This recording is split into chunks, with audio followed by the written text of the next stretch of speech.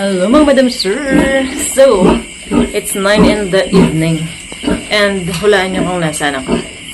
So, nandito ako sa koral ng baboy. As you can see, madumi.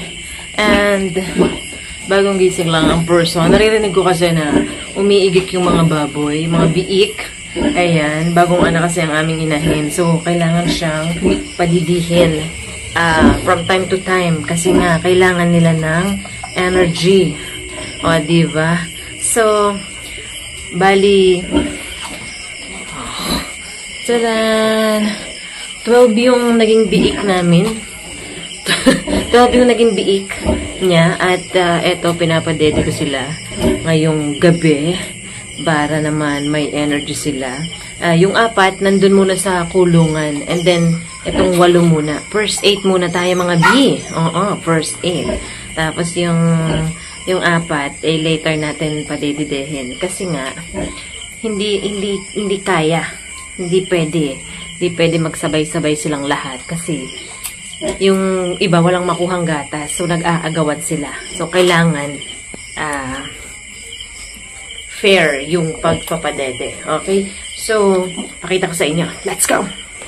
So, as you can see, ayan ang mga biik ko. Ang gaganda ng mga biik natin, mga Madam Sir. Hello, Pori Cook. Yes. Mabait yung inahin namin. Sobrang bait niya, sobrang maalaga niya sa anak. At saka, hindi siya bumabangon. Kasi, di ba, yung iba nagagalit kapag ka pinapadede. So, ito, ayan, nagigibway talaga siya. Tumitihaya pa nga yan minsan eh. Ayan, anak. Dede ka. Diba? And then, here yung iba. Ayan. So, medyo madilim. Lagyan natin ng ilaw. Oh, hello, yung 4 dyan muna. So, mamaya kukunin. Nilalagyan namin ng dahon ng saging na tuyo. Tawag namin dyan lying.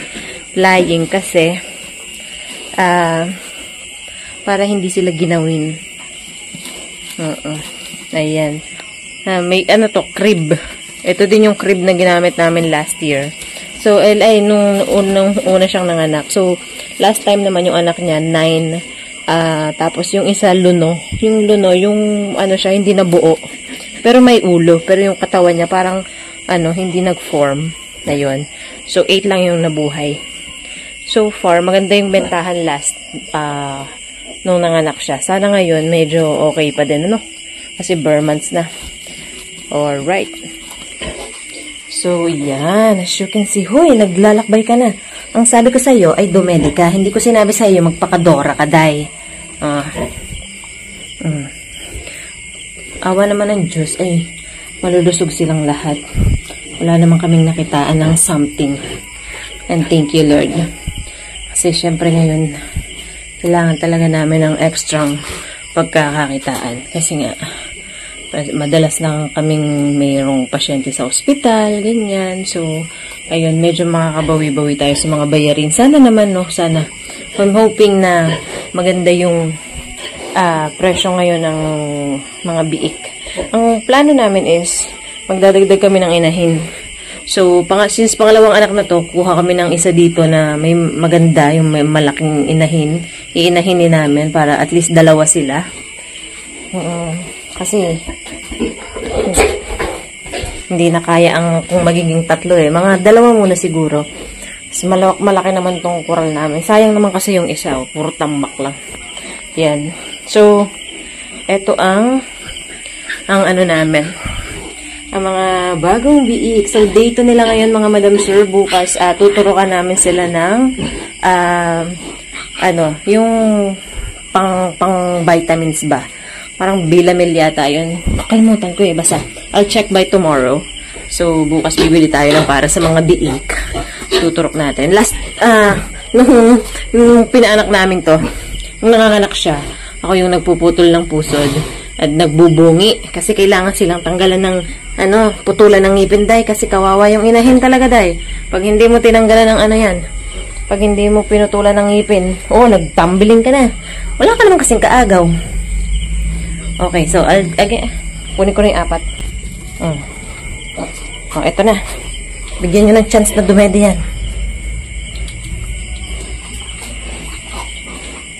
Nak, ikaw naman sunod.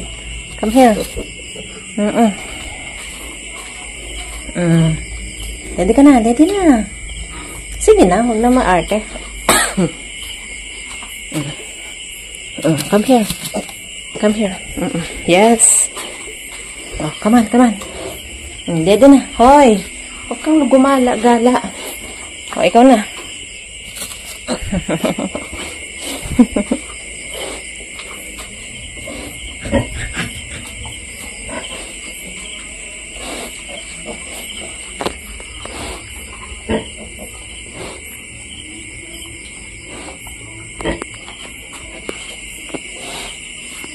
Nakakatuwa.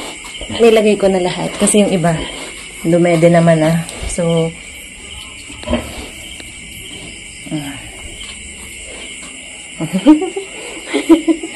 nakakatuwa. Hoy, masyado ka namang naglalakbay. No, dito ka sa ilalim, oh. Diba? Ganyan lang, tsaga-tsaga lang. Mahirap mag-alaga talaga. Pas, tsaga-tsaga lang. Pagka, sabi nga nila, diba, pag may tsaga, may nilaga. Sabi, bakit may nilaga? Hindi ka naman nagluto. Charat! Eme lang. Ayan, oh. Nakakatuwa. Hello. You guys are going to be healthy and strong. Oh, ready pa. Ready pa. Oh, dito ka kasi, oh. Saan kasi napunta-punta, eh, oh. Oh, ikaw, dito ka. Bakante yung isa. Uy. Masisipa ka na dyan. Oh, I'll hold you. Oh, dumedi ka lang.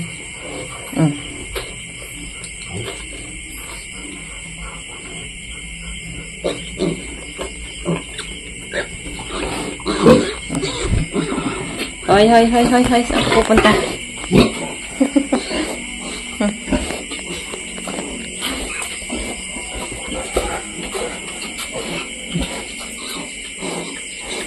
Ayan. Siguro maya-maya mga 10 minutes. Ibabalik ko na sila. Para lang at least masanay yung inahin sa mga biik. Ayan, oh. Nag-a-adjust siya, oh. Tumitihaya siya para makadede yung mga biik niya. Ikaw, masyado kang ano, eh. Ano bang pangalan mo? Ikaw si Dora. Dora the Explorer. Huwag pa namang sampahan yan. Dumede ka lang. Pwede. Ano? You guys are, full na? Busog na, busog? Busog na mga babies? Mga nepo babies? No! Oo! Kalma mo, bes. Hindi ka na umahon dyan. Ito yung pinakamalaki. Ito yung pinakaunang lumabas. Tanda ko kasi siya talaga yung pinakamalaki dyan. Tingnan mo. Kumusta ka naman dyan? So, ano na? Nakakatuwa. Ayan. First time namin na magkaroon ng 12 pieces na biik. Hoy, so anong trip mo? Feeling mo sino ka? Ayan, good job Mother Biik. So Mother Biik. Mother Inahin. So iiwan ako na siya dyan. Dyan lang naman siya nakahiga parate. Babangon yan mamaya kapag nagugutom na siya. So medyo stress pa siya kasi 12 ba naman yung inilabas, di ba? And then, ayan, binalik ko na sa crib ang mga biik. O, diba? Dumedi na sila. Kanya-kanya na ng orlok. O, diba? Ganyan lang mga madam, sir. So, yan. Sarap sana, no? Kung may supplier ka ng pakain. O kaya marami kang pera pambili ng pakain. Tapos palalakihin mo tong lahat. Oh my God! December pa naman. So, ano ngayon? September, October, November, December. O, 3 months. Sakto. Sakto. Ay, sorry. Naabala. Sorry. Oh, sleep na ulit. Sorry. Nagalaw ko yung upuan dito sa gilid. Naglalagay kami ng upuan dito kasi yung tatay ko, minsan sa madaling araw, tumatambay siya dito. Kasi nga, ilang araw na namin binabantayan yung inahin sa panganganak niya. Kasi nga, tapos ito, meron kami dito nakahandang tawag dito, dextrose powder para sa inahin. Para, lalagyan namin sa inumin niya para hindi naman siya ma-dehydrate. Kasi, di ba, dami ng fluids na nilabas niya sa katawan ay, o, di ba, kasi nung nanganak siya, ayan. Tapos, yun, bale, alagaan namin to siguro ng mga dalawang, hanggang matuto silang kumain, tapos saka kami hahanap ng buyer. Yun na lang yung plano namin, sabi ko, kasi mahirap nga. Okay sana to kung tawag dito, okay sana to kung yun nga may supplier ng pakain, pero yung ikaw pa yung bibili. Tapos ilan ang isang baboy kakain niya ng 4 na sako hanggang 5 kagandahan. O di magkano din yun, napakamahal ngayon yung early win, magkano na yun. O yung tawag dito, yung starter pa, pag ipipigrolak mo yan, nasa 1.9 yata yun. Hindi ko lang alam yung presyohan ngayon ng mga pids kasi tagal na namin hindi nagpa-patiner So, plano namin is ibibenta na lang namin siya ng mga biik pa para hindi na namin maramdaman ng sobrang pagod. Pero sana ang sarap sana nito kung 12. Dati nag-alaga kami doon 17. Ang kagandahan naman nun, may nagsusupply ng pakain, kaya kinaya. Pero ito kasi, pagka ikaw lang talaga lahat yung bibili, Diyos ko Lord, wala pang 1 linggo, yung binili mong pakain ng 1 sako, bibili ka na naman. So, kailangan talaga may stock ka ganyan. At may lamok nga ni.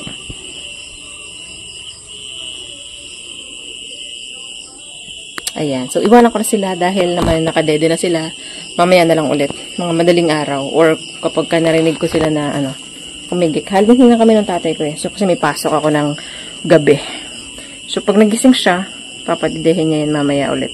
Dun sa inahin. So, yun lang. I hope you guys like this video and do not forget to hit the bell icon down below. And sana natuwa kayo. Paalam!